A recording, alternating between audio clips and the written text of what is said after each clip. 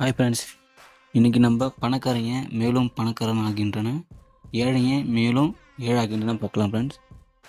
பணக்காரர் பார்த்தீங்கன்னா முதல்லேருந்து பணக்காரர் இருந்திருக்கலாம் ஃப்ரெண்ட்ஸ். அவங்களுடைய அப்பா அவங்களுடைய தாத்தா எப்படி சொன்னாங்களோ இன்வெஸ்ட் பண்ண சொல்லி கொடுத்துருப்பாங்க.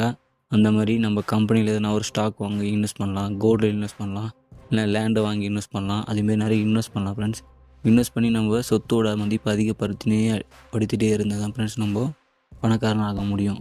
அதே ஏழைக்கு பார்த்தீங்கன்னா ஃப்ரெண்ட்ஸ், தேவையில்லாமல் மற்றவங்ககிட்ட கார் இருக்குது வீடு இருக்குது சொல்லிவிட்டு நம்மளும் வாங்கலாம் சொல்லிட்டு வாங்கிடுவாங்க. ஆனால் காசு கொடுத்து வாங்க மாட்டாங்க, எல்லாம் லோனில் போட்டு வாங்கிடுவாங்க ஃப்ரெண்ட்ஸ். லோனில் போட்டு அப்புறம் அந்த லோனை கட்டி முடிக்கவே அவங்களோட லைஃப் ஸ்டைல் ஃபுல்லாக வேஸ்ட் ஆகுது, அதிலே ஆகிடும் ஃப்ரெண்ட்ஸ்.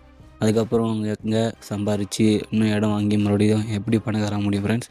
அதனால தான் சொல்கிறேன், முடிஞ்ச வரைக்கும் பார்த்திங்கன்னா லோனை அவாய்ட் பண்ணுங்கள். மியூச்சுவல் ஃபண்டு, இந்த கோல்டு, இதெல்லாம் லேண்டில் இன்வெஸ்ட் பண்ண கற்றுக்குங்க ஃப்ரெண்ட்ஸ். லாங் டைம் நம்ம இன்வெஸ்ட் பண்ணிங்கன்னா ஒரு 10 வருஷம் 15 வருஷத்துக்கு நீங்கள் இன்வெஸ்ட் பண்ணுங்கள். இன்வெஸ்ட் பண்ணால் தான் நீங்கள் பணக்காராக முடியும். எடுத்த உடனே ஒரு நாளில் பணக்காரலாம் ஆக முடியாது ஃப்ரெண்ட்ஸ்.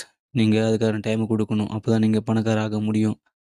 வீடியோ பிடிச்சிருந்தா லைக் பண்ணுங்கள், ஷேர் பண்ணுங்கள், சேனலை சப்ஸ்கிரைப் பண்ணுங்கள், மறக்காமல் பெல் ஐக்கனை கிளிக் பண்ணுங்கள். பாய் பாய் ஃப்ரெண்ட்ஸ்.